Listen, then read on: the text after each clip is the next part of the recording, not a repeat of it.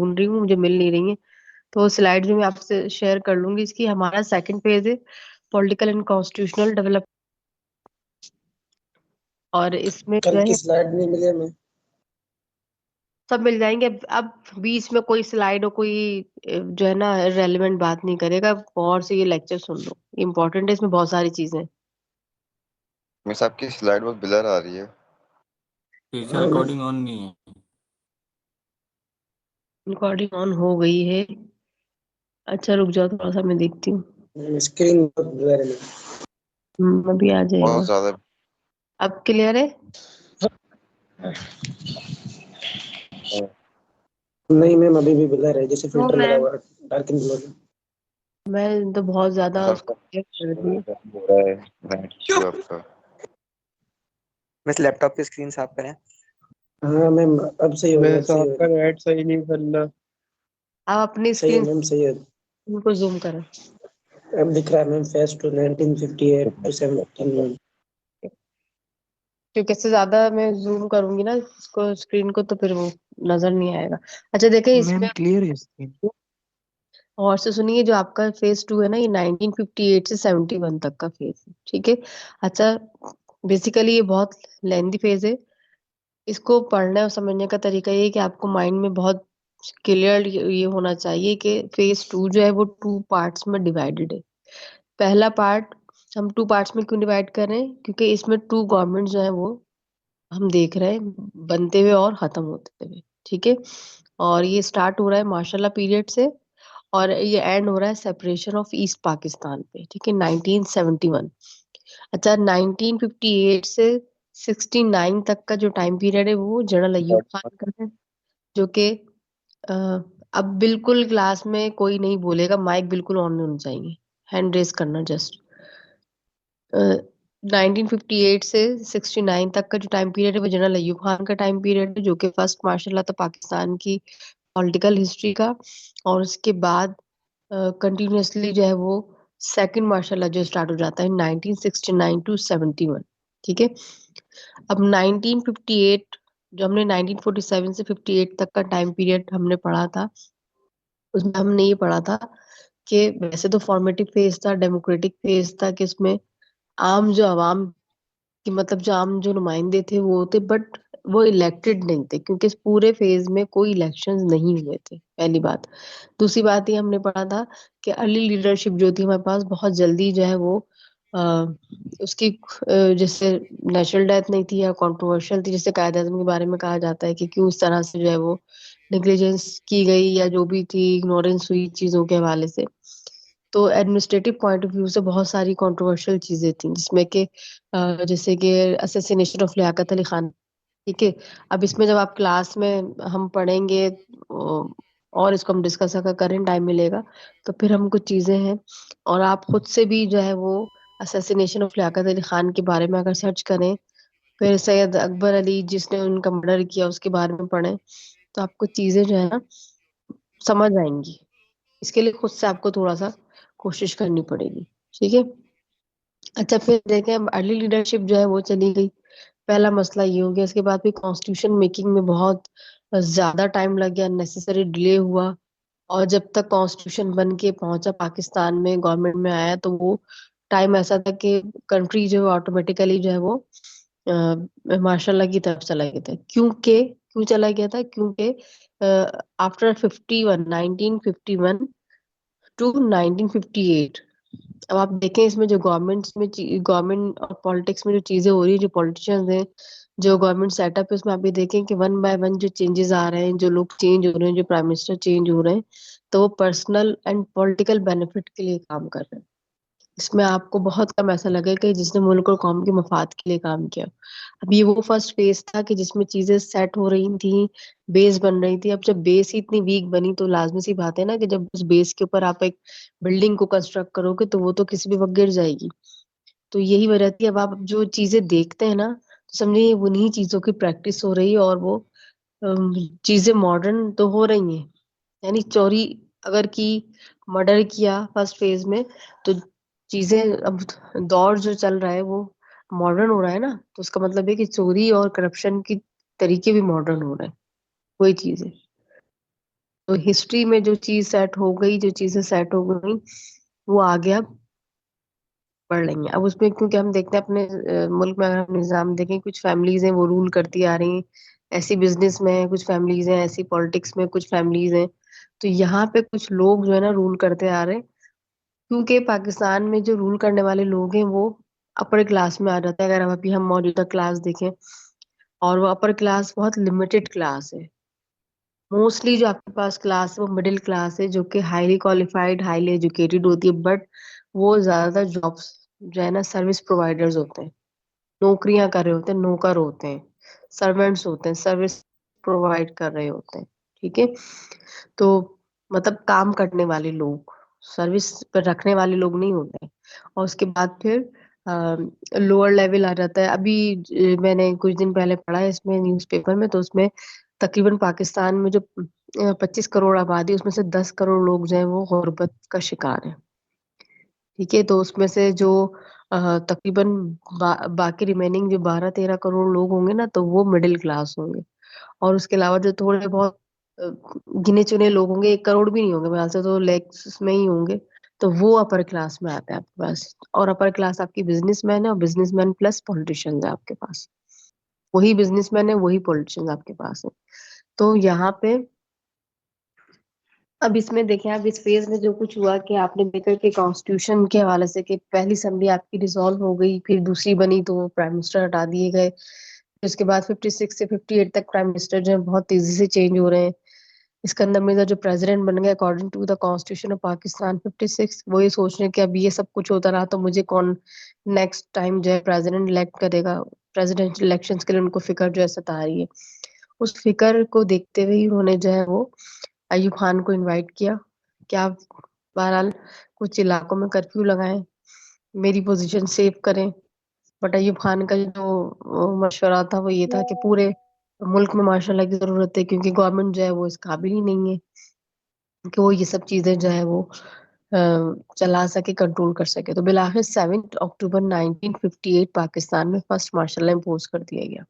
ठीक है, अच्छा, जब मार्शल लॉ इम्पोज किया गया तो इस मार्शल लॉ में आप ये देखें कि जो पाकिस्तान की गवर्नमेंट थी वो डिसमिस हुई। ठीक है, और जो असेंबली थी एक मरतबा फिर उसको डिसमिस कर दिया, और वो कॉन्स्टिट्यूशन जो कि बहुत ज्यादा मुश्किल के बाद पाकिस्तान को मिला था, आफ्टर 9 इयर्स ऑलमोस्ट, तो वो कॉन्स्टिट्यूशन भी डिसॉल्व हो गया। ठीक है, अब ये देखें आप, पॉलिटिकल एंड कॉन्स्टिट्यूशनल दोनों तरह से पाकिस्तान को जो है ये एक बड़ा झटका था। उससे सरवाइव करना पाकिस्तान के लिए, जब जैसा जब ये वाला फेज खत्म होगा, इसमें मजीद जो चीजें होंगी, तो फिर इसके जो आफ्टर इफेक्ट्स कहते हैं ना, क्या होंगे, तो आफ्टर इफेक्ट्स हम देखेंगे 1971 में।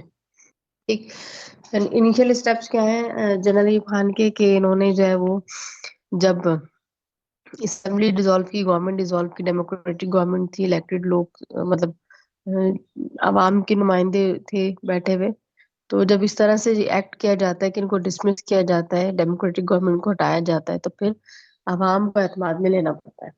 और अवाम का एतमाद में लेने के लिए लीगल एंड एथिकल दोनों रीजन देनी पड़ती है। जी, क्या पूछना है?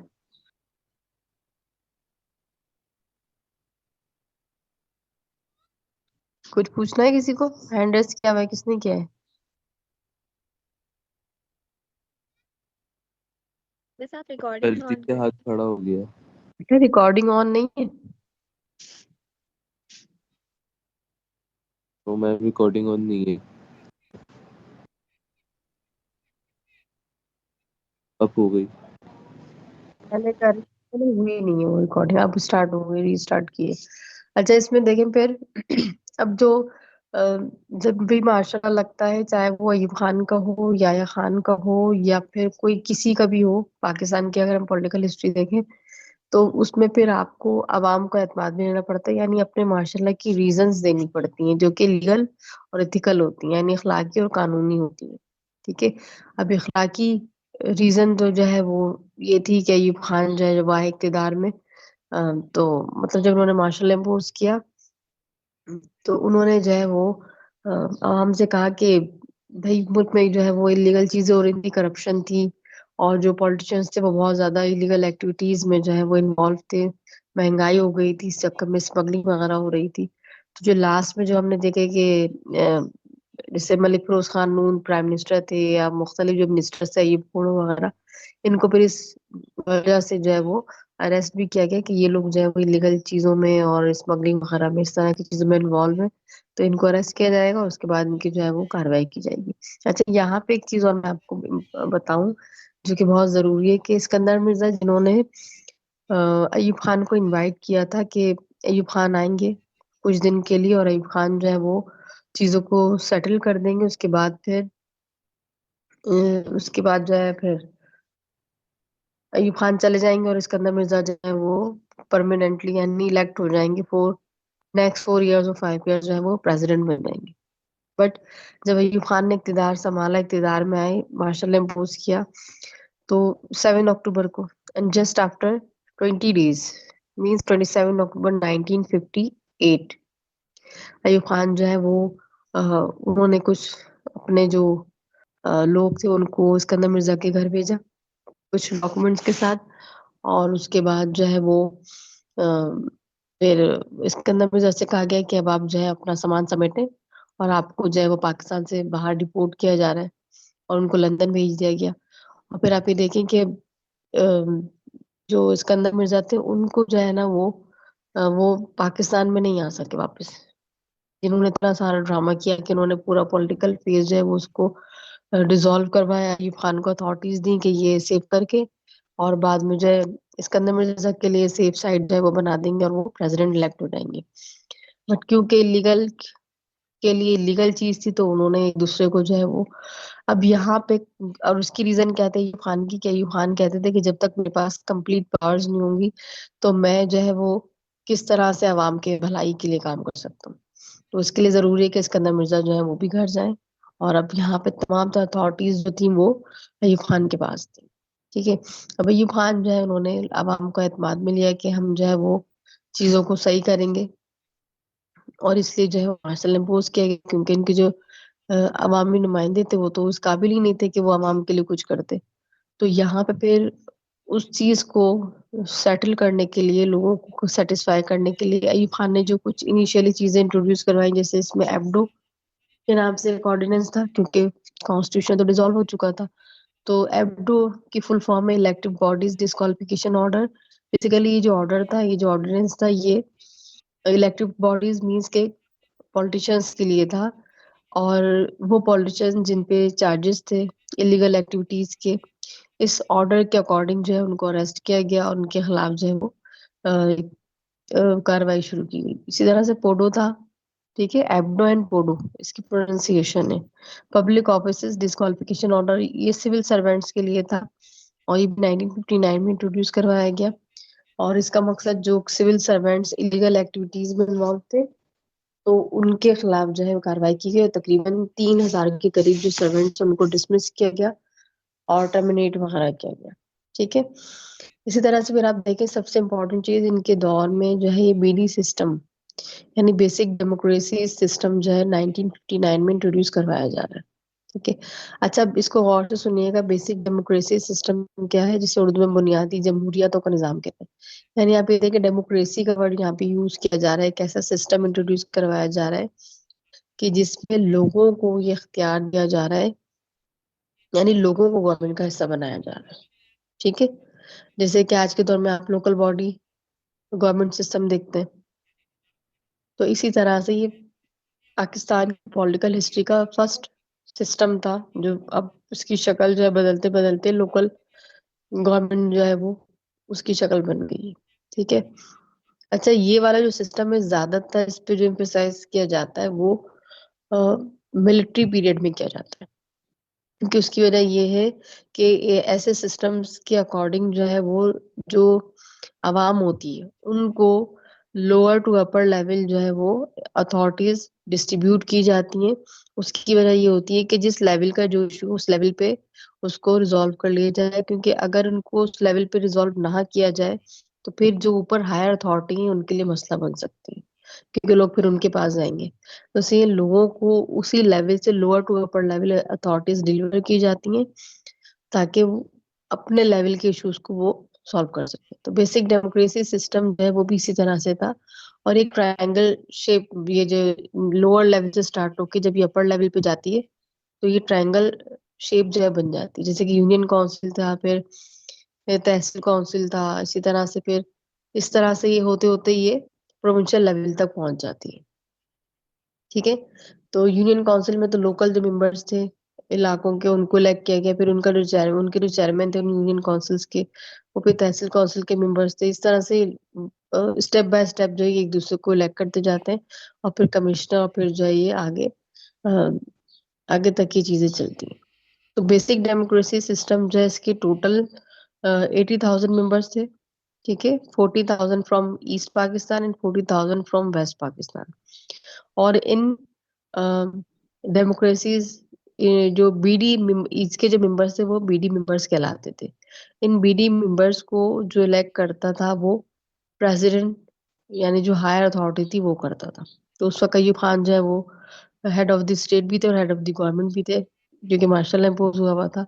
तो अयूब खान ही के पास ये अख्तियार था कि वो इन बीडी मेंबर्स को इलेक्ट करते।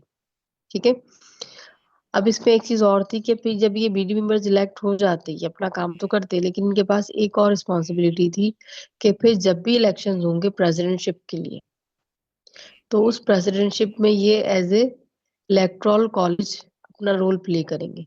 यानी पहले इन्हें इलेक्ट किया जाएगा, फिर ये हायर अथॉरिटी को इलेक्ट करेंगे। तो हायर अथॉरिटी इनको इलेक्ट करेगी, इसीलिए ये उसको इलेक्ट करेंगे, और कोई ऑप्शन नहीं है इनके पास।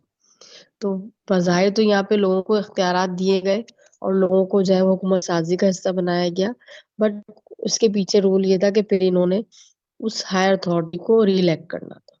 ठीक है, अच्छा इसके साथ ही देखें आप, shifting of capital from Karachi to Islamabad 1960s, जो आपके पास कैपिटल था उसको शिफ्ट किया गया।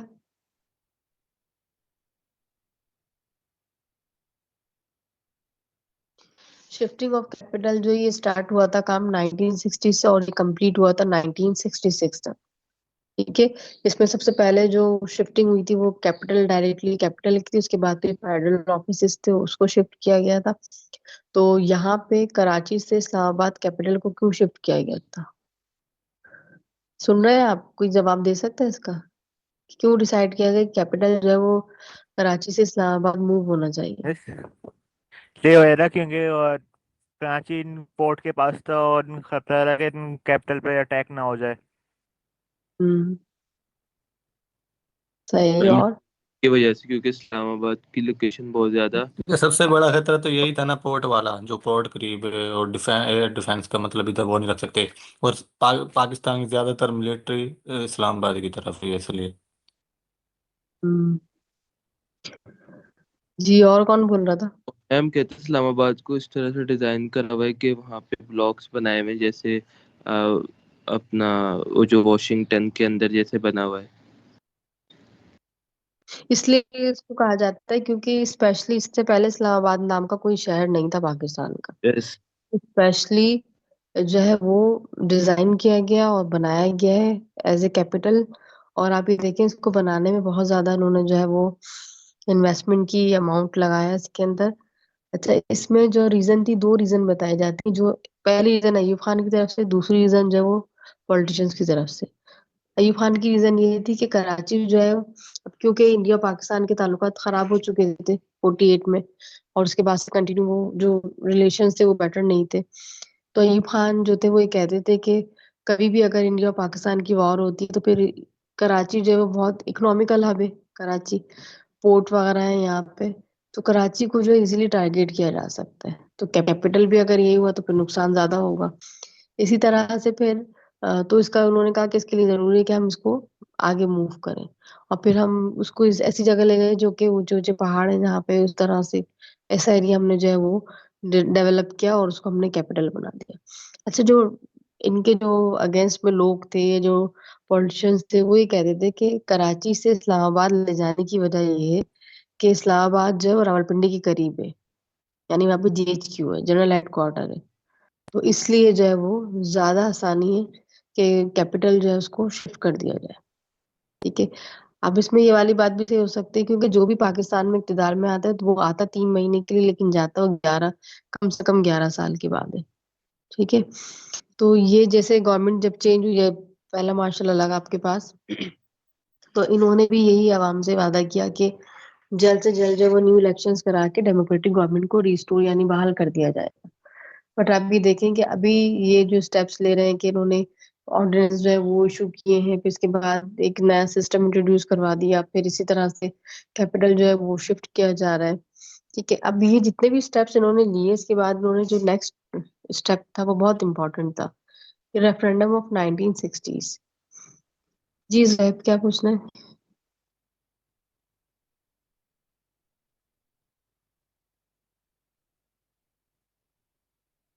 कुछ पूछना है?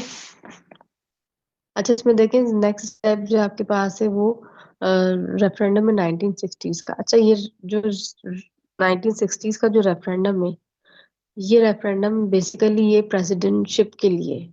अब ये वो वाला एक्ट है जिसके लिए सिकंदर मिर्जा जो है वो अयूब खान को लेकर आए थे कि ये जो है वो उनके लिए ग्राउंड तैयार करेंगे, और फिर उसके बाद सिकंदर मिर्जा प्रेसिडेंट इलेक्ट होके जो है वो फिर रूल करेंगे पाकिस्तान के ऊपर। बट अब यहाँ पे अयूब खान जो थे उन्होंने सिकंदर मिर्जा को किक आउट किया, और उसके बाद अब इस रेफरेंडम में यानी प्रेसिडेंटशिप के लिए ये रेफरेंडम है, और रेफरेंडम का मतलब है कि आपने यस और नो करना है। आपके सामने कोई क्वेश्चन जो है वो रेज किया जाएगा, और इसमें आपने यस और नो करना है। लेकिन यस और नो कौन करेगा? रेफरेंडम में जो है वो कौन इलेक्शन या उसमें वोटिंग में जो है वो पार्टिसिपेट करेगा? तो यहाँ पे वो पीडी मेंबर्स जिन्हें युभान ने इलेक्ट किया है as a member of basic democracy system. ठीक है, तो वो इलेक्ट करेंगे। अब इस रेफरेंडम में जो है वो पार्टिसिपेट करेंगे, वही यस और नो जो है वो उसको जो है वो करेंगे। तो रेफरेंडम में क्वेश्चन ये पूछा गया था कि अयूब खान ने जब से इक़्तिदार संभाला है, जब मार्शल ने इम्पोज किया है from 1958 to 1960s, Ayub Khan ने जो भी स्टेप लिए हैं, क्या उनको देखते हुए ऐसा लगता है कि अयूब खान को पाकिस्तान का प्रेसिडेंट बनना चाहिए या नहीं बनना चाहिए? अब आप देखें, बजाय एब्डो पोडो जो ऑर्डिनेंस है वो करप्शन के अगेंस्ट में है, पॉलिटिशियंस भी इसमें आ रहे हैं, सब आ रहे हैं।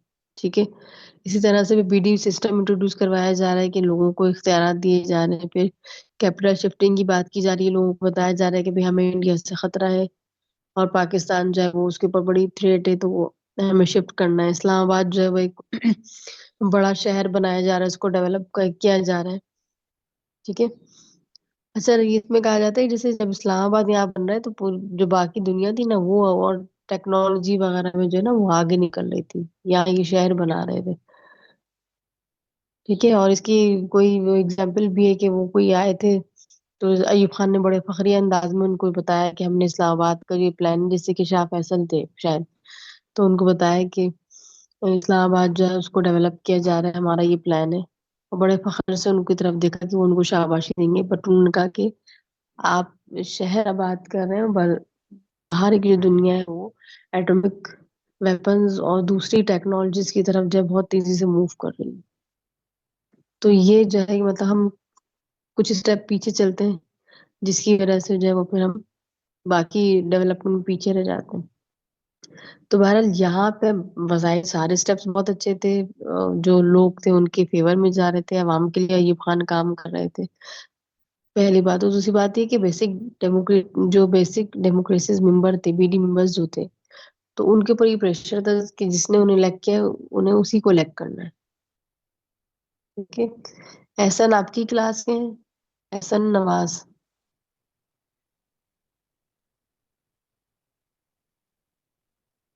जी मिस।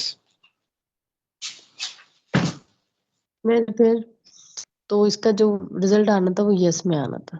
ठीक है, तो ऑलमोस्ट 90% जो है वो लोगों ने यस कहा और अयूब खान जो है वो प्रेसिडेंट इलेक्ट होगा।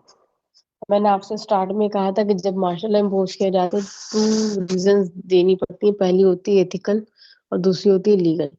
एथिकल रीजन दी थी अयूब खान ने कि जो है वो लोग जो पॉलिटिशियंस थे वो करप्ट थे और लीगल चीजें हो रही थी। अब यहाँ पे जब रेफरेंडम हुआ तो इनके पास लीगल टैग आ गया कि लोगों ने ही तो उनको इलेक्ट किया है, कि लोग चाहते हैं कि अयूब खान जो है एज ए प्रेसिडेंट या as a head of the state जो है वो कंटिन्यू करें। समझ आई ये चीजें?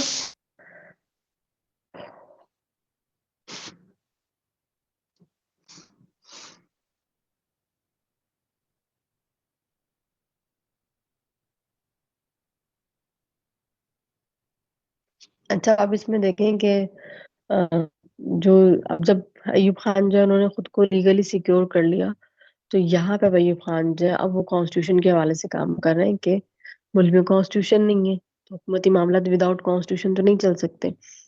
तो यहाँ पे अयूब खान जो है वो फिर उन्होंने एक कमेटी बनाई। उस कमेटी का काम ये था कि पहली बात तो ये कि उसका काम, उसकी रिस्पॉन्सिबिलिटी कि वो सर्वे करेगी east and west Pakistan both. ठीक है, दोनों एरिया में पता करना है कि जो पहला कॉन्स्टिट्यूशन है वो क्यों फेल हुआ।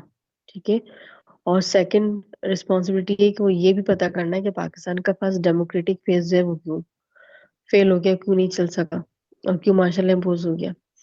तो यहाँ पे जो एक कमेटी थी इसने 80,000 क्वेश्चन आंसर यानी सवाल नामे जो है वो प्रिंट किए और उसको ईस्ट और वेस्ट पाकिस्तान दोनों में डिस्ट्रीब्यूट किया। अली अहमद खान आपकी क्लास के?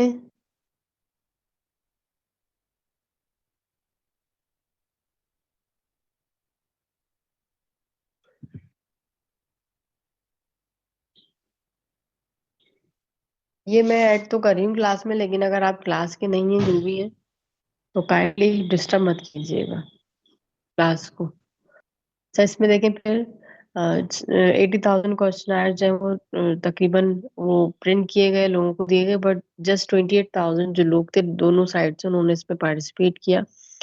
और पहला जो क्वेश्चन था कि क्यों फर्स्ट कॉन्स्टिट्यूशन जो है वो क्यों फेल हो गया, तो उसका आंसर ये लोगों ने दिया कि उस कॉन्स्टिट्यूशन को आने में इतना ज्यादा टाइम लगा कि वो जो कॉन्स्टिट्यूशन था वो अम, ये कह सकते हैं कि वो इतना ज्यादा उसकी जो इफेक्टिवनेस थी वो नहीं रही, वो इतना इफेक्टिव नहीं रहा, क्योंकि पाकिस्तान की जो पॉलिटिकल सिचुएशन थी वो बहुत ज्यादा जो है वो वर्स्ट हो चुकी थी और ऑटोमेटिकली कुछ ऐसे लोग पाकिस्तान की हुकूमत का हिस्सा बन गए थे कि जिनकी ख्वाहिश थी कि मुल्क जो है वो माशाल्लाह की तरफ चला जाए।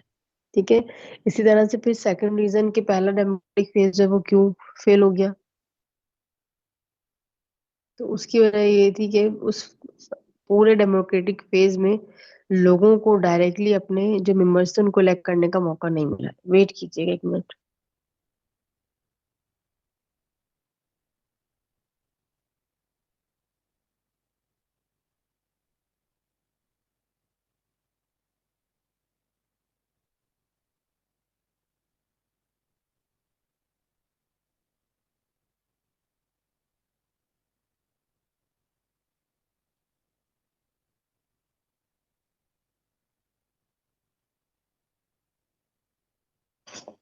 ठीक है, यानी इसमें मसला था कि जो डायरेक्ट इलेक्शन सिस्टम था वो नहीं रखा गया, लोगों को मौका ही नहीं दिया गया कि वो अपने नुमाइंदों का इंतखाब करें। ठीक है, अच्छा, इस कमेटी ने अपनी रिपोर्ट बनाई और उसके बाद अयूब खान को पेश की गई, तो उसका रिजल्ट ये आना चाहिए था कि अयूब खान जो है वो डायरेक्ट इलेक्शन सिस्टम जो है वो इंट्रोड्यूस करवाते, लोगों को मौका देते नेक्स्ट कॉन्स्टिट्यूशन में कि वो अपने नुमाइंदों का इंतखाब कर सके।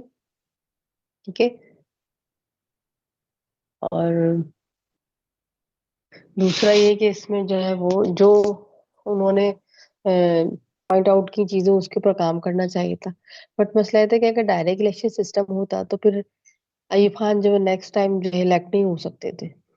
तो अब क्योंकि फ्यूचर का भी देखना था, तो अयूब खान ने जो कॉन्स्टिट्यूशन इंट्रोड्यूस करवाया उसमें उस रिपोर्ट में मेंशन होने के बावजूद भी डायरेक्ट इलेक्शन सिस्टम इंट्रोड्यूस नहीं करवाया गया। और उसमें इनडायरेक्ट इलेक्शन सिस्टम था, यानी बीडी मेंबर्स इलेक्ट होंगे एज इलेक्टोरल कॉलेज, देन उसके बाद वो फिर प्रेसिडेंट को इलेक्ट करेंगे। ठीक है, इस तरह से प्रेसिडेंटशिप थी, इसके अंदर पार्लियामेंट्री सिस्टम नहीं था, प्रेसिडेंशियल फॉर्म ऑफ गवर्नमेंट थी। और जिसमें प्रेसिडेंशियल फॉर्म ऑफ गवर्नमेंट का मतलब ये होता है कि इसमें तमाम तरह अथॉरिटीज जो है वो प्रेसिडेंट के पास होती हैं, क्योंकि प्रेसिडेंट जो है वो हेड ऑफ द स्टेट भी होता है और हेड ऑफ द गवर्नमेंट भी होता है। ठीक, और दूसरी बात ये कि वो अथॉरिटीज के साथ साथ आंसरेबल भी नहीं होता पार्लियामेंट में, ना तो वो आंसरेबल होता ना ही उसके मेंबर जो होते हैं वो आंसरेबल होते हैं। यहाँ तक क्लियर है?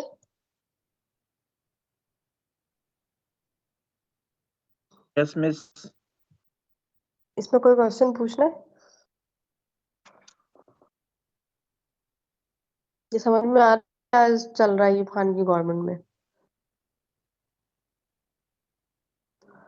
अच्छा फिर देख 1962 में जो है वो कॉन्स्टिट्यूशन, टीचर डेमोक्रेसी सिस्टम समझा दोगी आप ये? डेमोक्रेसी सिस्टम समझा दूं? Yes teacher. डेमोक्रेसी सिस्टम में अगर आप डेफिनेशन सुनिए डेमोक्रेसी यानी जमहूरियत की, तो इसमें कहते हैं कि people of the government, by the government and for the government. लोगों की हुकूमत, लोगों के जरिए से और लोगों के लिए। इसका मतलब ये हुआ कि आम लोगों की हुकूमत होती है, जिन्हें आप सियासतदान कहते हैं, वो आम लोग ही होते हैं। हम में से उठ के जो है सियासतदान बन जाते हैं। उनको जो लोग इलेक्ट करते हैं वो आम आवाम होती है, उनको इलेक्ट किया जाता है। यानी जो आम लोग हैं वो अपने नुमाइंदों का इंतखाब करते हैं, क्योंकि हर कोई पार्लियामेंट में जाके नहीं बैठ सकता। तो वो जैसे कि इलाका है, उसमें 100 लोग हैं, 100 में से कोई 2 मेंबर जो है वो उनकी नुमाइंदगी करेंगे, तो बाकी 98 जो है ना वो उनको वोट देंगे, 99। और वो फिर उनके ब्याह पे जाके कानून साजी के अमल में हिस्सा ले सकेंगे। यानी इसमें आपके पास फ्रीडम ऑफ स्पीच होती है, आपके पास ये राइट होता है कि आप अपने नुमाइंदे का इंतखाब कर सके, जो कि आपका बेसिक राइट है as a citizen of any country. ठीक है, तो इस तरह से ये होती है डेमोक्रेसी। डेमोक्रेसी में क्या होता है कि पार्लियामेंट्री सिस्टम होता है मोस्टली, और उस पार्लियामेंट्री सिस्टम में ऐसा नहीं कि जिसका जो दिल चाहे वो करता है। जैसे इवन के प्राइम मिनिस्टर भी अगर है तो प्राइम मिनिस्टर जो है वो उसके बाद जितनी अथॉरिटीज है उस अथॉरिटीज के अकॉर्डिंग वो पार्लियामेंट में आके आप जो है वो जवाब देगा आवाम के सवालों का, या जो स्टेप वो लेगा। जैसे कि आप इमरान खान का केस देख रहे हैं कि इमरान खान जो है वो प्राइम मिनिस्टर थे, तो उनके खिलाफ जो है वो केस चल सकता है। अब तो खैर अभी जो अमेंडमेंट हुई थी उसमें कहा गया था कि प्राइम मिनिस्टर को भी जो आप ये स्टेशना दे दें कि वो अ, उसके ऊपर कोई केस नहीं चल सकता। तो वैसे शहबाज शरीफ के फेवर में था या जो भी लोग हैं उनके फेवर में था, बट इससे भी जो पिछले लोग हैं उनको भी फायदा होना था, इसलिए ये वाला जो लॉ है ये इम्प्लीमेंट नहीं हो सका। बाकी जो चीजें वो इम्प्लीमेंट हो गई। ठीक है, तो डेमोक्रेसी ये होती है। और जो डिक्टेटरशिप होती है, डिक्टेटरशिप यानी डिक्टेट से निकल, यानी एक डिक्टेटर होगा जो वो डिक्टेट करेगा ना, वही होगा, वैसे ही हो, उस पे उससे आंसर नहीं ले सकता, ना कोई ऑब्जेक्शन कर सकता। ठीक है, तो ये जब ये अयूब खान का मार्शल इम्पोर्ट की बात है, जो मतलब है कि वो किसी भी पॉलिटिकल एक्टिविटी का हिस्सा नहीं बन सकते। और उसकी वजह ये होती है कि अगर वो हिस्सा बनते और बातचीत करते रहते, प्रोटेस्ट करते, तो फिर अयूब खान की गवर्नमेंट के लिए मसला होता, इसलिए मैं पाबंदी लगाई। ठीक है, इसी तरह से फिर आप ये देखें कि अयूब खान के अगर हम इनके दौर में जो फॉरेन पॉलिसी देखें, इसके बारे में जो है बहुत ज्यादा बात की जाती है। इसी तरह से जो अयूब खान का इकोनॉमिकल पीरियड है, तो उसमें भी बहुत ज्यादा पॉजिटिव चीजें देखने को मिलती हैं। और अगर आप इसका कंपैरिजन करें डेमोक्रेटिक फेज एंड डिक्टेटरशिप जो पाकिस्तान में आती है, तो उसमें आपको बजाय डेवलपमेंट होती हुई नजर आती है। ठीक है, क्योंकि तो वो लोगों को इख्तियारात देते हैं, काम करने का मौका देते हैं, ताकि लोग मसाइल पैदा ना करें उनकी हुकूमत के लिए। तो इसी तरह से फिर आप देखिए फॉरेन पॉलिसी पर अयूब खान के दौर में जो है एक टर्म यूज की गई थी, बायलिटरलिज्म। ठीक है, उसकी वजह ये थी कि जब पाकिस्तान 1954 में अमेरिका के अलायंस में चला गया, अमेरिकन अलायंस में शामिल हो गया, तो उसके बाद फिर जो दूसरे उसके अगेंस्ट में थे वो उससे उसको खतरात मजीद बढ़ गए। ठीक है, इसी तरह से फिर पाकिस्तान जो है उसके लिए बहुत मुश्किल हो गया। पाकिस्तान ने अपनी जमीन जो है वो अमेरिका को दी यूज करने के लिए रशिया के अगेंस्ट में 1960s में, और वो जो जासूस तैयारा था स्पाई एयरक्राफ्ट अमेरिका का, वो पकड़ा गया रशिया में।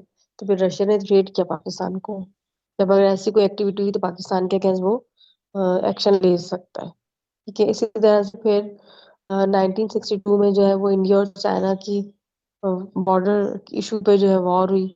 तो ये वो टाइम था पाकिस्तान के लिए कि पाकिस्तान अपने मौजूदा दोस्तों के अलावा भी नए दोस्त ढूंढे, और एज कम्पेयर टू कि वो नए दुश्मन जो है वो अपने साथ कर ले या बना ले, जैसे कि रशिया थ्रेट कर रहा था यूएसएसआर। तो पाकिस्तान ने डिसाइड किया कि वो अपनी पॉलिसी को चेंज करेगा, यानी वो अलायंस में भी रहेगा बट वो बड़ी ताकतों को दुश्मन भी नहीं बना सकता। ठीक है, तो यहाँ पे उसने फिर रशिया के साथ अपनी फॉरेन पॉलिसी जो थी वो चेंज की, दो तरफा ताल्लुकात यानी बाइलेटरलिज्म जो है वो उसको उसकी पॉलिसी को अडॉप्ट किया, दो तरफा ताल्लुकात बढ़ाए। ठीक है, इसी तरह से हम फॉरेन पॉलिसी जब पढ़ते हैं तो उसमें हमने एक टर्म पढ़ी थी क्लास में कि दुश्मन का दुश्मन दोस्त होता है। तो क्योंकि जैसे इंडिया का एनिमी जो है वो पाकिस्तान भी है और चाइना भी है, तो दो दुश्मन जो थे चाइना पाकिस्तान ये आपस में दोस्त बन गए ताकि मिलके इंडिया का मुकाबला कर सके। ठीक है, तो पाकिस्तान ने फिर 1962 के बाद अपने ताल्लुकात चाइना से भी बेहतर किए। इससे पहले पाकिस्तान चाइना के लिए भी काम कर चुका था, अमेरिका और चाइना के रिलेशंस को बेहतर करने के लिए, फ्रॉम इस्लामाबाद। ठीक है, और ये एक इनडायरेक्ट डिप्लोमेसी थी जिसमें पाकिस्तान ने दोनों के ताल्लुकात बेहतर करवाने की कोशिश की थी। ठीक है, तो ये वजह थी कि जब पाकिस्तान चाइना से अपने ताल्लुकात बेहतर किए तो पाकिस्तान जो है वो 1964 से आज तक अगर कोई ऐसी करारदाद ऐसी रेजोल्यूशन आती है यूनाइटेड नेशन में जो कि खासकर कश्मीर के हवाले से और पाकिस्तान के अगेंस्ट में जारी हो, तो चाइना उसको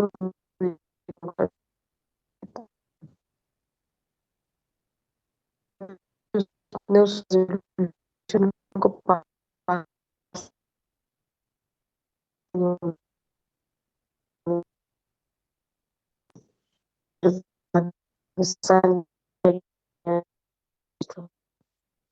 ठीक है, इस तरह से जब आवाज नहीं आ रही। डिस्कनेक्ट हो गई नेटवर्क का इशू है। अब आ रही है?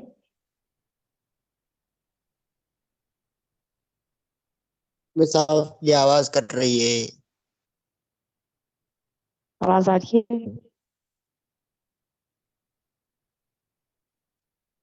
मेरी आवाज साफ आ रही है? ज्वाइन किया है मैंने। मिस Yes, आ रही miss, है, आ मिस रही है। थ्रेसर अभी आ रही है। जब यहाँ पे देखिए फॉरेन पॉलिसी में बहुत इंपॉर्टेंट है, अयूब खान के दौर में अयूब खान ने जो है वो नए दोस्त बनाए जिनसे पाकिस्तान को फायदा हुआ।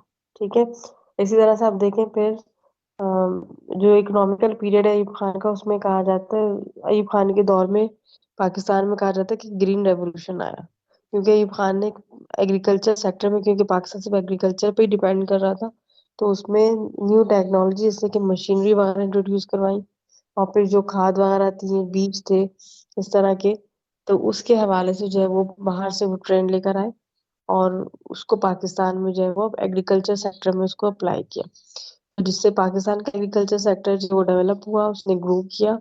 और कहा जाता है कि अयूब खान के दौर में जो पाकिस्तान का जीडीपी रेट था वो 5.6 तक था, जो कि अब तक रियल जो जीडीपी रेट है उसमें नहीं देखा जाता। यानी यार गवर्नमेंट ये क्लेम तो करती है कि उसने जीडीपी रेट जो उसका ज्यादा है, बट अयूब खान के दौर में जो ये रियल जीडीपी रेट था। ठीक है, इसी तरह से फिर आप ये देखें, अब ये सारे स्टेप्स हो गए। फिर प्रेसिडेंशियल इलेक्शन 1964, ये बहुत इम्पोर्टेंट जो है ना और बहुत इंटरेस्टिंग भी है। आपने कभी सुना है इनके बारे में? 1964 में जो इलेक्शन हुए, अयूब खान जो सेकंड टाइम प्रेसिडेंट बन रहे थे।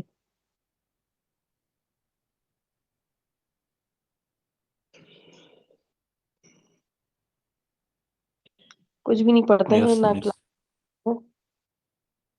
ये प्रेसिडेंशियल यस इलेक्शन मिस। इतने इम्पोर्टेंट थे क्योंकि इसमें अयूब खान के अगेंस्ट में एक बहुत ही फेमस पर्सनालिटी जो है ना वो पार्टिसिपेट कर रहे थे। ठीक है? अब क्योंकि आप देखें 1964 का टाइम है, तो जो सियासी जमात है उनके ऊपर तो पाबंदी लगी हुई है, और जो पॉलिटिशियन है वो कुछ जेल में है, कुछ जो है वो अ, मतलब उनको हाउस अरेस्ट किया हुआ है।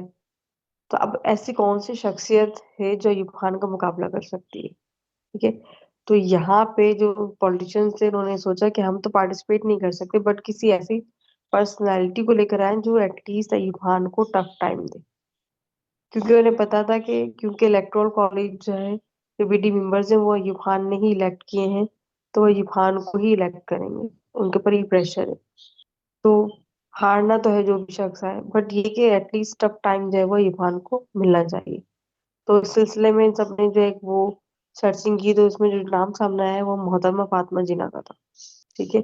अब मोहतरमा फातिमा जिन्ना को तो हम जानते हैं कि वो सिस्टर थी कायद आजम की, और उसके बाद मतलब जब कायद आजम की डेथ हुई तो उसके बाद से उन्होंने पॉलिटिक्स और सोशल एक्टिविटीज जो है वो अ, खत्म कर दी थी, ना होने के बराबर थी। बट अब उनको कन्वे कैसे करना था, तो लोगों ने यानी जो सियासतदान थे उन्होंने बहुत यहाँ पे जो है वो चालाकी से काम लिया, उन्होंने कन्वे किया कि लोग जो है ना अ, आपको देखना चाहते हैं पाकिस्तान की सियासत में। ठीक है। और लोग जो है चाहते हैं कि कोई ऐसा शख्स आए कि जो पाकिस्तान के लिए जो है वो ईमानदारी और दयानतदारी के साथ काम करे। तो ये वाली चीज जो थी, मतलब मुल्क में हालात जो चल रहे हैं उससे प्रॉपरली उनको जो मिसगाइड किया गया। और इन पॉलिटिशियंस को पता था कि मोहतरमा फातिमा जिन्ना भी क्या, कायद आज़म अगर खुद भी आ रहे थे तो भी वो अयूब खान के मुकाबले में कामयाब नहीं हो सकते, क्योंकि जिस सिस्टम के अकॉर्डिंग इलेक्शन हो रहे थे तो उसमें प्रेसिडेंट जो इलेक्शन करवा रहा है उसी को कामयाब होना था। तो यहाँ पे प्रेसिडेंशियल इलेक्शन हुए 1964 में, इसमें जो रिजल्ट था उसमें ईस्ट पाकिस्तान में तो लोगों ने फिर भी 47% मोहतरमा फातिमा जिन्ना को वोट दिए, बट वेस्ट पाकिस्तान में जस्ट 25% लोग थे जिन्होंने मोहतरमा फातिमा जिन्ना ठीक है। तो इसका मतलब ये मोहतरमा फातिमा जिन्ना हार तो गई, लेकिन इसमें भी एक चीज क्लियर है कि इस पाकिस्तान के लोग ये चाहते थे कि पाकिस्तान में सियासी तब्दीली आए और कोई ऐसा शख्स आए जो कि पाकिस्तान के लिए सिंसियर हो, पाकिस्तान की आवाम के लिए सिंसियर हो। बहरहाल इसके जो रिजल्ट था उस रिजल्ट के तौर पर ये खान जो है वो कामयाब हो गया, और मोहतरमा फातिमा जिन्ना जो है वो मोहतरमा फातिमा जिन्ना पाकिस्तान की जो है प्रेसिडेंट नहीं बन सकी। और इसी तरह से इसके बारे में कहा जाता है कि बाद में जो है मोहतरमा फातिमा जिन्ना साइकोलॉजिकल जो है उनके साथ इश्यूज स्टार्ट हो गए। उन्होंने उन सियासतदानों से जो कि उनके घर में आके बैठते थे, मीटिंग्स होती थी पार्टी की, उनसे मिलना जुलना जो है वो सख्त नापसंद उन्होंने उनको जो है वो होने लगा। अच्छा, क्योंकि जो इलेक्शन थे ना बड़े कंट्रोवर्शियल थे, इन इलेक्शंस के दौरान जो है आप अगर इस पे नेट पे आके सर्च करें चीजें, उसमें जो वो उनकी इलेक्शन कैंपेन चल रही है ये खान की, तो वो उसमें बकायदा लिख रहे हैं कि शक्ल देख के नहीं बल्कि ऐसे लोगों को वोट दें जो कि पाकिस्तान के लिए काम कर सके, इस तरह से यानी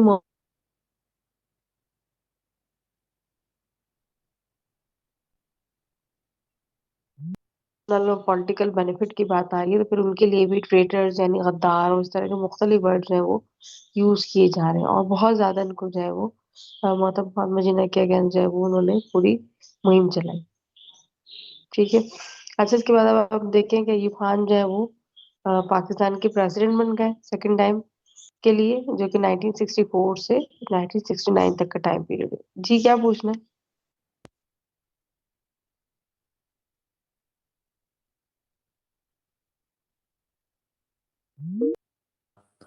तो ज्यादातर जितने चांसेस ये थे ना।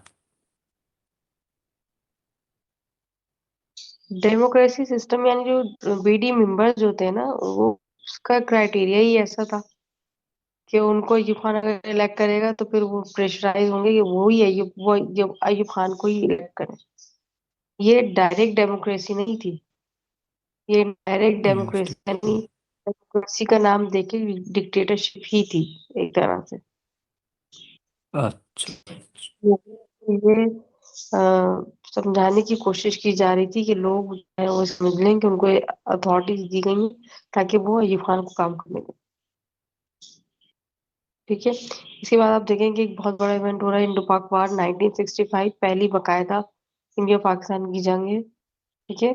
और इस जंग में जो है वो अ, मतलब इंडिया ने सोच के वॉर की कि वो पाकिस्तान के पे जो है कम्प्लीटली कंट्रोल कर लेगा, लेकिन ऐसा नहीं हो सका क्योंकि पाकिस्तान 1965 तक इस हद तक कामयाब हो चुका था कि वो खुद को बेहतर अंदाज में डिफेंड कर सके।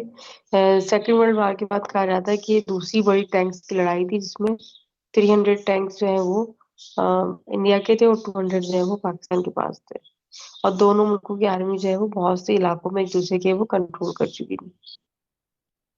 ठीक है। तो ये जो वॉर थी इसमें पाकिस्तान के जो लोग थे उनको बहुत ज्यादा एक्साइटेड किया गया, उनको इमोशनल किया गया। आप क्लिप देखेंगे, अयूब खान कह रहे हैं कि बुज़दिल दुश्मन जो है उसने रात की तारीकी में हमला कर दिया और हमें जो है इसका मुकाबला करना है।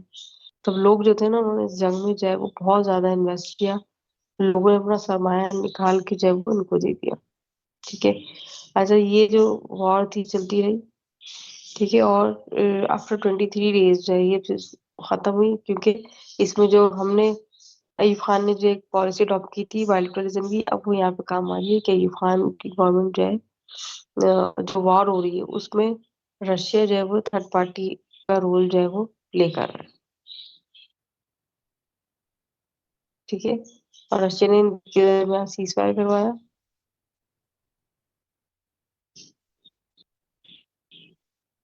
ओके और मिस। सीज फायर के बाद अब यहाँ पे इम्प्लीमेंट होना था, जो कहता है ताशकंद डिक्लेरेशन। ठीक है। 1966। अच्छा, जब इंडिया पाकिस्तान की वॉर हुई, क्योंकि इंडिया पाकिस्तान के लोग जो आम लोग थे वो बहुत ज्यादा एक्साइटेड थे, बहुत ज्यादा उन्होंने इन्वेस्ट किया था, हर तरह से आर्मी की मदद कर रहे थे। तो दोनों मुल्कों में ये मैसेज कन्वे हुआ कि हम ये जंग जीत गए। ठीक है। बट ये जो जंग थी, जो वॉर थी, बगैर किसी फैसले के खत्म हुई थी। और इसमें वैसे तो दोनों तरफ जो है वो जंगी कैदी भी थे, मुख्तलिफ चीजें भी थी। तो जो पाकिस्तान की फॉरेन मिनिस्ट्री से भी जो है वो ये मैसेज कन्वे किया गया कि पाकिस्तान इस जंग में लोगों ने सेट कर लिया। पता नहीं म्यूट माइक। लोगों का माइंड सेट था कि पाकिस्तान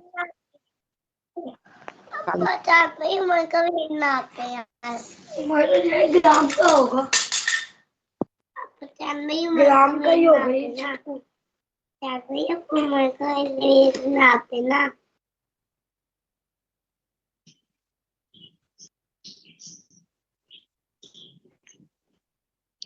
अच्छा, यहाँ पे देखें फिर अ, उस वक्त जो फॉरेन मिनिस्टर, पाकिस्तान के फॉरेन मिनिस्टर कौन थे 1965 की जब वॉर हुई?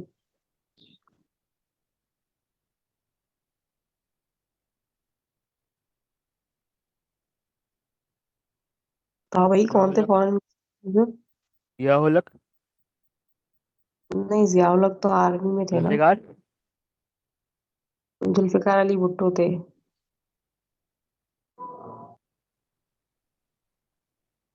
ठीक है। तो जुल्फिकार अली भुट्टो जो थे वो फॉरेन मिनिस्टर थे। उन्होंने जो है वो कहा कि पाकिस्तान के जो लोग हैं वो ये जंग जीत गए। ठीक है। इसी तरह से फिर आप देखें कि अब जब ये ताशकंद डिक्लेरेशन हो रहा है, यानी मुआहिदा हो रहा है, तो मुआहिदे में तो चीजें उनको सेटल किया जाएगा ना। तो उसमें एक पॉइंट ये भी था कि जो एरियाज इंडिया पाकिस्तान की आर्मीज ने कैप्चर कर लिए उनको रिलीज कर दिया जाएगा। और जो 25 अगस्त वाली जो पोजीशन थी आर्मी की, उस पोजीशन में वो वापस चल जाएंगे। यानी जो जिस बॉर्डर पे था वो उसी बॉर्डर पे जाएगा, और किसी एरिया को कैप्चर किया तो उसको वो रिलीज कर देगा। ठीक है। अच्छा, ये जनवरी 1966 की हम बात कर रहे हैं। अब यहाँ पे जब ताशकंद डिक्लेरेशन हुआ, मुआहिदा हुआ और इलाके वापस करने की बात की, तो पाकिस्तान की जो फॉरेन मिनिस्ट्री है उसने यहाँ फिर एक दफा मैसेज कन्वे किया कि वो जंग जो पाकिस्तान की आवाम ने जीती थी, अब वो जंग जो है वो अयूब खान ने मुज़ाकरात के जरिए से जो है वो जंग हार गए। ठीक है। और ये वो टर्निंग पॉइंट था अयूब खान की गवर्नमेंट का, कि जिसमें उनको जो है वो अब उनकी जो गवर्नमेंट थी उसका डाउनफॉल स्टार्ट हो गया। ठीक है।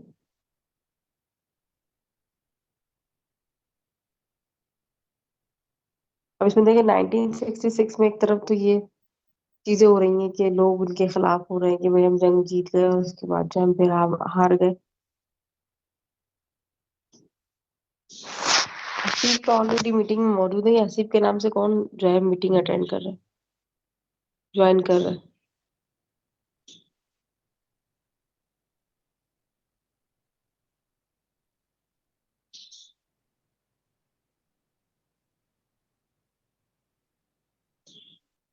इसी तरह से फिर क्या हुआ कि 1966 में फॉर्मेशन ऑफ पाकिस्तान पीपल्स पार्टी 1967।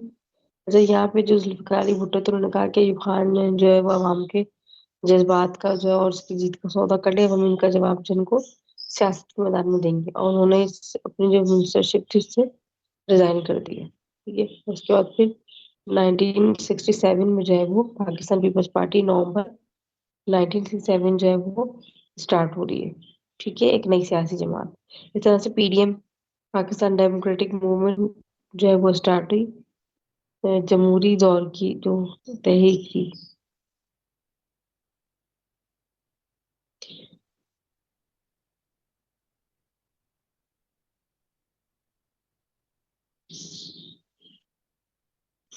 इसमें भी देखें रोल ऑफ मुजीबुर रहमान। मुजीबुर रहमान जो है वो इस पाकिस्तान के एक बड़े लीडर थे।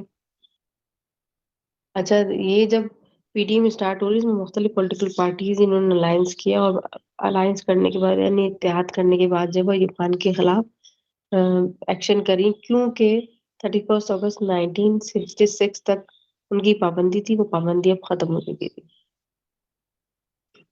ठीक है, तो यहाँ पे बहुत बड़े लेवल पे जो है वो प्रोटेस्ट हो रहा था, और लोग अयूब खान की गवर्नमेंट के अयूब खान के खिलाफ थे कि अब उन्हें जाना चाहिए घर वापस, और जो है मुल्क से मार्शल खत्म करके डेमोक्रेटिक गवर्नमेंट जो है ना इसको रीस्टोर करना चाहिए।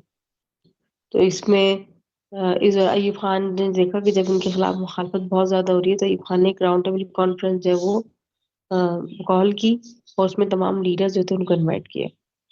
अच्छा, अब इसमें जो है वो मुजीबुर रहमान जो है वो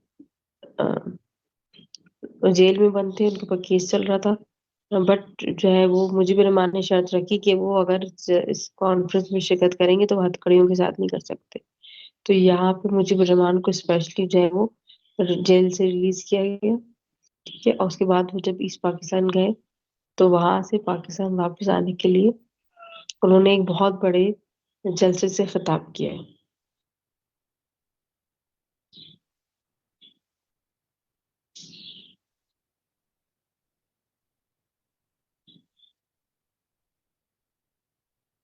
यहाँ तक क्लियर है?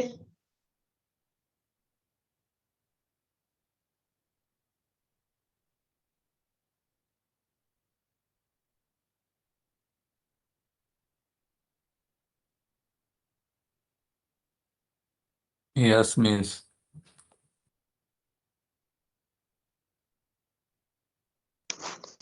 ये सब सो रहे हैं, गायब हो गए। ये वाला जो लेक्चर है ना, ये बहुत इंपॉर्टेंट है, डबल लेक्चर है ये। जी नजीबुल्ला क्या पूछ रहे हैं? टीचर आप ये वाली स्लाइड शेयर कर देना, हम पढ़ लेंगे इसमें से। आप क्या मिस ये अटेंडेंस जो है ना, मैं क्लास कंटिन्यू ले रहा हूँ आपकी, तो अटेंडेंस कम होता जा रहा है, पता नहीं। मैं अटेंडेंस सबकी कंप्लीट लगा रही हूँ। ये यस कैसे? मैम, कोई इशू मेरे साथ भी है, मैंने आपकी एक क्लास नहीं छोड़ी, स्टिल बहुत 66 इशू हो रहा अटेंडेंस। एक क्लास के साथ दो क्लास की अटेंडेंस।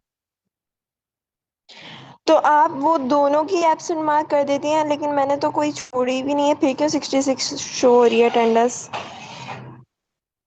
4 क्लासेस की अटेंडेंस नहीं लगी क्योंकि आपका पोर्टल बंद हो गया था, और उसमें ओह, भी ना स्टूडेंट जो है वो ऐड हो रहे थे, तो इसलिए फिलहाल वो वाला काम अटेंडेंस वाला रुका हुआ था। बट डोंट वरी, ये वाला जो काम है जाहिर सी बात है बहुत सारे बच्चों का मसला होगा, तो आप अपने डिपार्टमेंट में कॉल पे बात कर लें, चेयरमैन से मैसेज करें, तो वो बताएं कि हमारा ये मसला है, अगर आप काइंडली पोर्टल खोल दें तो फिर हमारी 4 क्लासेस स्टार्ट की जो 4 क्लास उनसे उसकी अटेंडेंस जो ऐड हो जाएगी। Okay okay, thank you ma'am. लेकिन देखो ये करना पड़ेगा। मिस आज अटेंडेंस लेंगी आप? अटेंडेंस लेना पड़ेगा। हाँ, बस अटेंडेंस ले लें, पढ़ना नहीं है। मैं पढ़ाऊंगी फिर नहीं, मिस ये सोच खुद ही पढ़ना पड़ेगा। आपने सुना है ये जो मैंने अभी पढ़ाया है, इससे पहले कहीं पढ़ा है आपने ये सब चीजें सुनी है? हाँ, माफी चाहिए। मैम फातिमा जीना वाला तो हमने पूरा पढ़ा था, लेकिन ये वाला नहीं पढ़ा था जो ये जुल्फिकार अली भुट्टो ने आके पूरा चेंज किया था। टीचर अयूब खान और फातिमा जिन्ना वाला आज पढ़ा है, ये वाला ना जो आपने बताया कि मुखालिफ पार्टी में एक दूसरे के खिलाफ खड़े थे। मैं इसकी कुछ पिक्चर्स है मेरे पास, जो मैंने सर्च की थी गूगल पे, दोबारा सर्च करूंगी तो मैं आपसे शेयर करूंगी, उस पे वो बाकायदा जो वो जैसे कार्ड जैसे बनते थे इलेक्शंस के लिए, तो उस पर अयूब खान की तस्वीर लगी है, उस पर जो सेंटेंसेस लिखे हैं कि ऐसे लोगों का वोट दें जो कि आपके लिए वाकई काम करें, और लोगों की शक्ल देख के वोट, इस तरह के सेंटेंसेस लिखे हैं बहुत ज्यादा। अच्छा, इसके बाद आप देखें फातिमा जिन्ना की जो डेथ हुई है ना 1967 में हुई है, और वो 64 के इलेक्शन के बाद से बीमार हुई थी। उनकी डेथ भी कंट्रोवर्शियल है। कोई कहता है कि उनको पॉइजन दिया गया था, या जो है वो कोई कहता है कि वो बहुत ज्यादा लोगों से डिसहार्ट हो गई थी, उस चीज को उन्होंने जो है ना वो उस चीज की टेंशन ले ली थी, और साइकोलॉजिकल इश्यूज उनके साथ स्टार्ट हो गए थे। बट लोग ये इसमें जो है वो अयूब खान की इन्वॉल्वमेंट भी काउंट की जाती है कि उनकी डेथ के पीछे। ठीक है। अच्छा, यहाँ पे देखें आप बहुत ही टीचर फातिमा अजीब। जिन्ना जीत भी तो सकती थी।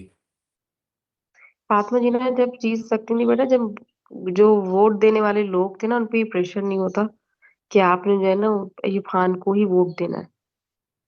अगर डायरेक्ट इलेक्शन सिस्टम होता ना, कि लोग खुद ही डायरेक्ट इलेक्शन दे रहे, वोट दे रहे, तो उसमें मोहतरमा फातिमा जिन्ना ही जीतती, क्योंकि मतलब टीचर उस टाइम में अयूब खान मतलब पावरफुल पार्टी की तरफ से थे। उस टाइम में 64 में टीचर जब इलेक्शन था, जब इलेक्शन हुए दोबारा जी प्रेसिडेंट बने जब। वो मई दोबारा 67 से। बनने के लिए।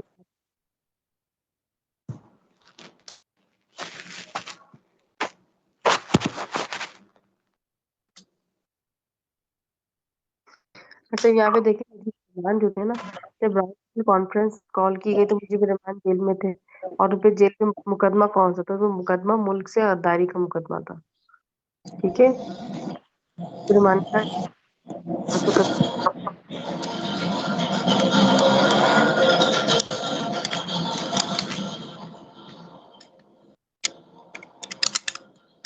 इसका माइक ऑन है।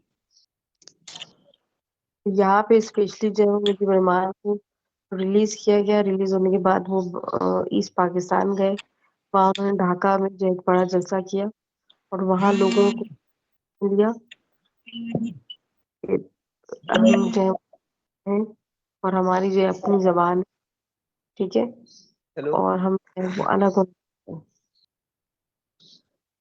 बेटा अपने माइक म्यूट करो। जी मास, क्या पूछना है, जल्दी पूछो। मिस पीडीएफ बहुत ब्लर हो रही है, नजर ही नहीं आ रहा कुछ। वेट, मैं देखती हूँ क्या इशू है। मिस अभी बेटा अटेंडेंस ले लें, नमाज का टाइम हो रहा है। ये जी कौन सी मिस नमाज करा। मुझे होती है, बताओ जरा, कौन सी नमाज मिस है 1 भाई? बजे होती है ना यहाँ पे। सिर्फ आप ही पढ़ते 12 हैं भी है। नमाज? मिस गांव में जो है ना वो होता है ना, क्या होता है? मस्जिदों में साढ़े जो है ना जल्दी, मस्जिदों में जल्दी आजान हो जाती है। 1 बजे अभी होती जल्दी है पढ़ बेटा। सकती हैं। टीचर इनके घर आप से भी दूर है नमाज मस्जिद पढ़ते हैं ना, इनको मस्जिद आधा घंटा लगता है पहुंचने में। हाँ, शुक्र हाँ, करो और जाना पड़ता मस्जिदें है। दूर जी होते मिस हैं। अच्छा चलो, ये आम देखो घर में ये पिक्चर लोग क्लियर है, कराची आते हैं नमाज पढ़ने। चुप हो नहीं मिस जाओ, खिल जाए recording चल रही है, पीडीएफ। जी। देख लेते हैं। चल उसको अभी ये वाला कंप्लीट करो, ये फन वाला पेज, दो चीजें रह गई बस, फिर इसका जो आधा है ना वो फिर हमें कंटिन्यू, अब पढ़ लेते तो ज्यादा अच्छा था ना। इसमें ये था कि देखो, फिर मुझे जो राउंड टेबल कॉन्फ्रेंस हुई ना, ठीक है, उसमें राउंड टेबल कॉन्फ्रेंस में मुजीब रहमान जब शरीक हुए, तो वो बारी मैंडेट के साथ आए थे। यानी उनके जो पॉइंट, उनके पास कुछ पॉइंट्स है, 6 पॉइंट्स ऑफ मुजीब रहमान जो कहा जाता है, और ये पॉइंट्स होते हैं बहुत इंपॉर्टेंट थे मुजीब रहमान के। और ये वो पॉइंट्स थे कि जिसपे ढाका में के जलसे में उन्होंने लोगों के सामने रखे, तो उन्होंने इस पे यस कहा था कि जो मुजीब रहमान पॉइंट्स की बात करें, अवाम भी यही चाहती है। तो इसमें ये पॉइंट जो है वो उन्होंने रखे कि जैसे कि ईस्ट और वेस्ट पाकिस्तान जो इनकी मिलिट्री अलग होनी चाहिए, इस तरह से इनके सेंट्रल बैंक अलग होने चाहिए, क्योंकि इनको ऑब्जेक्शन था कि हमें प्रॉपर पैसा जो नहीं मिलता, हमारा सरमाया नहीं मिलता। इसी तरह से जो मतलब फॉरेन रिलेशन है वो सेपरेट बेसिस पे होने चाहिए। यानी ईस्ट पाकिस्तान अगर ये चाहे कि वो इंडिया से रिलेशन डेवलप करे और वेस्ट नहीं चाहता तो ये उसकी मर्जी है, लेकिन ईस्ट कर सकता है। इस तरह से जो टैक्सेस वगैरह थे, जो ड्यूटीज वगैरह थी, उस पे भी कहा गया कि वो ज्यादातर जो है वो प्रोविंशियल गवर्नमेंट्स को ही मिलने चाहिए, प्रोविंसेस को मिलने चाहिए। और सेंट्रल गवर्नमेंट जो है उसका रोल जो है उसको लिमिटेड करने के हवाले से बात की गई, क्योंकि सेंट्रल गवर्नमेंट जो थी वो ज्यादातर वेस्ट पाकिस्तान के लोग ही उसमें शामिल होते थे, और उसमें ईस्ट पाकिस्तान के जो लोग थे ना उनको बड़े मसले रहते थे कि वो उनको प्रॉपर शेयर नहीं मिलता। तो ये वो पॉइंट्स थे जिससे कि पैरामिलिट्री फोर्सेस या करेंसी। अच्छा ये था कि अगर सेंट्रल बैंक आपने अलग नहीं करना ना, तो फिर आप करेंसी अलग कर दें दोनों हिस्सों की, ताकि हम जो ये कहते हैं ना कि हमारा पैसा आप इस्तेमाल कर रहे हैं, हम ये ना कहें।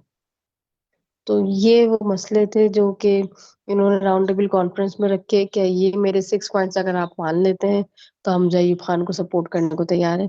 तो अयूब खान ने कहा कि ठीक है, अगर आप मुझे टाइम पीरियड पूरा करने देते हैं तो मैं आपके 6 पॉइंट भी एक्सेप्ट कर लूंगा।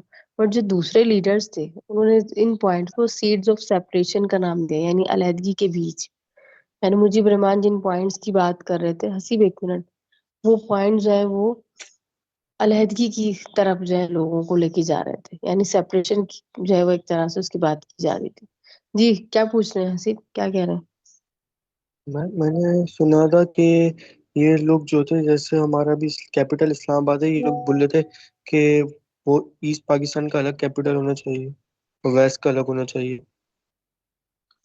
नहीं, ईस्ट और वेस्ट का कैपिटल अलग नहीं होना चाहिए। इसमें जो सेंट्रल बैंक था ना, जो कि आपके पूरे अमाउंट को जो है वो देख रहा था, तो वो सेंट्रल बैंक जो है उसके हवाले से बात की गई थी कि सेंट्रल बैंक आप अलग कर दें, और अगर आप सेंट्रल बैंक अलग नहीं करते ना तो आप करेंसी चेंज अलग कर दें, ताकि हमें पता हो कि हमारा जो पैसा है वो हमारे ही डेवलपमेंट के लिए इस्तेमाल हो रहा है। उसके पीछे रीजन क्या थी कि जब इस्लामाबाद बनाया गया ना, डेवलप हुआ, तो मुजीब रहमान को बुलाया गया, एक बड़े लीडर थे, इनकी पार्टी थी, और खास तौर पे इस्लामाबाद का विजिट कराया गया।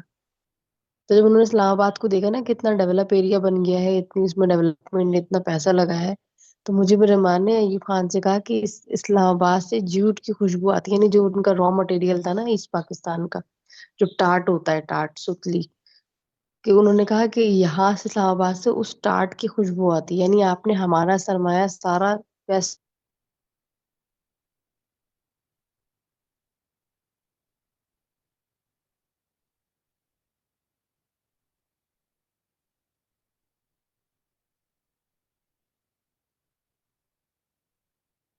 आवाज आ रही है? तो जब पाकिस्तान बना उसके बाद ही चीजें जो है वो स्टार्ट हो गई थी। ठीक है, तो यहाँ पे फिर जब ये राउंड टेबल कॉन्फ्रेंस जो है वो ये भी फेल हो गई, तो उसके बाद जो है वो अयूब खान को ही समझ आ गया कि क्योंकि लोग जो है वो प्रोटेस्ट कर रहे थे इनके खिलाफ, पीडीएम के नाम से जो है वो एक डेमोक्रेटिक मूवमेंट स्टार्ट हो चुकी है। और खास भी ईस्ट पाकिस्तान जो है ढाका, वहाँ पे जो स्टूडेंट, जैसा भी आपने देखा रिसेंटली के हसीन अबादित की गवर्नमेंट को जो है।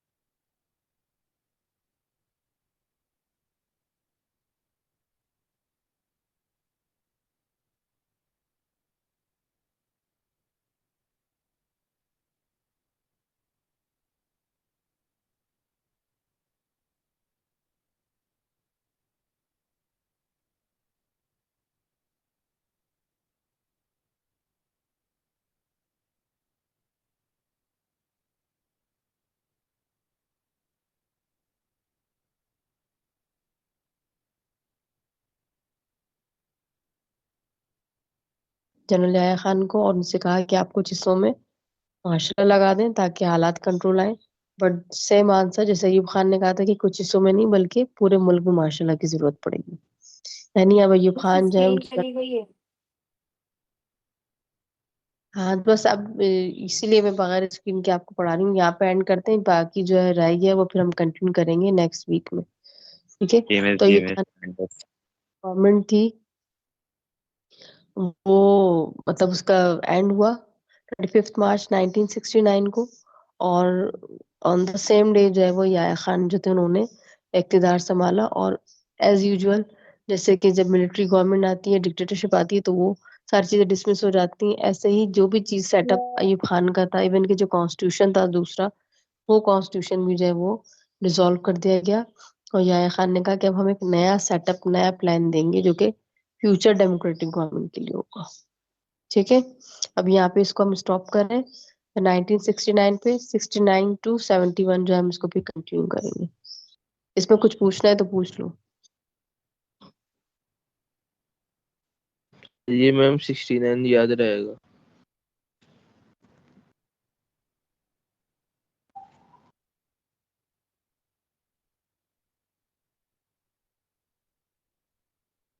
मैम जी मैम वो असल में मुझे जाना है, अम्मी ने कुछ सामान मंगवाया है। आप मुझे अटेंडेंस लगा देंगी 49। अटेंडेंस भी लगा दूंगी। आप सब अब क्लास लीव करना चाहें तो लीव कर दें क्लास। ठीक है, okay ma'am, attendance. Thank you. इसके अलावा जो मैम अटेंडेंस कब लगेगी? अभी जो पढ़ा है इसको कुछ पूछना है तो पूछ लो, भागने की जल्दी नहीं करो। क्रिस्टल क्लियर हो गया सब कुछ, ऐसा पानी की तरह चिपक। पानी की तरह बह जाएगा पेपर में। बट आप जाओ, इफ्तारी का सामान लेके, मम्मी बुला रही है आपको। ये स्लाइड जो है ना लेक्चर्स की, पिछले जो नमाज उसकी स्लाइड भी शेयर कर रही हूँ। आप जो है ना, आप लोग class ma'am leave slide send करना। क्लास लीव करें, वरना क्लास में बैठ के फुजूल बातें करेंगे। जल्दी से मिस ये अटेंडेंस मिस। अटेंडेंस में लगा दूंगी। सही है। अल्लाह मिस हाफिज मैंने मिस। पहले भी मिस पहले मैं 3 दिन नहीं सबकी लगती आज से थी, लगा मुझे देगा आज लगा दी। सबकी। मिस अल्लाह हाफिज। अब ज्यादा बोलोगे आप। Bye bye miss. मैं सबकी अटेंडेंस लगा देगा। अच्छा, खुद चले गए। अल्लाह हाफिज। अल्लाह हाफिज, अल्लाह हाफिज। मैम आप उर्दू में नोट शेयर नहीं करेंगी? टीचर यही खान का रोल भी बता देना। मैम आप आसिफ को वो भेज दें, तो स्लाइड्स भेज दें। पेपर जैसे नजदीक आ रहा है, हमारा बीपी है ना, वो कभी लो हो रहा है, कभी हाई हो रहा है। Yes ma'am. मेरे को लगता है कि मैम लीव कर गई। मैम चली गई।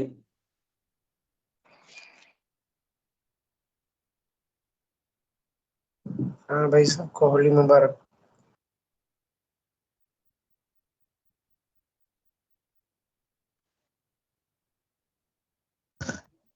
कवर मत करे वैसे यार।